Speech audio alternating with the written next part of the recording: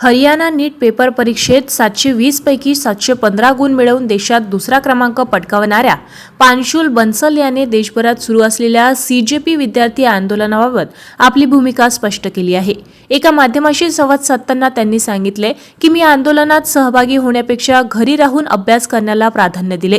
माझे ध्येय स्पष्ट होते आणि त्यासाठी मी सातत्याने मेहनत घेतली। पांशुलच्या या वक्तव्याची सोशल मीडियावर मोठी चर्चा सुरू आहे। काहींनी त्यांच्या अभ्यासावरील निष्ठेचे कौतुक केले तर काही विद्यार्थ्यांनी आंदोलन आणि शैक्षणिक हक्क याबाबत वेगवेगळ्या प्रतिक्रिया व्यक्त केल्या। पांशुलने यशाचे श्रेय आपले पालक, शिक्षक आणि सातत्याने अभ्यासाला दिले। नियोजनबद्ध अभ्यास, नियमित सराव आणि वेळेत योग्य व्यवस्थापन हेच यशाचे प्रमुख सूत्र असल्याचे त्यांनी सांगितले। दरम्यान देशातील विविध भागात सीजेपी विद्यार्थ्यांच्या पार्श्वभूमीवर विद्यार्थ्यांकडून विविध मागण्यांसाठी आंदोलन सुरू असतानाच पांशुल बन्सलचे हे वक्तव्य चर्चेचा विषय ठरले आहे। त्याच्या विधानामुळे आंदोलन आणि शिक्षण यातील संतुलनावर नव्याने चर्चा सुरू झाली आहे।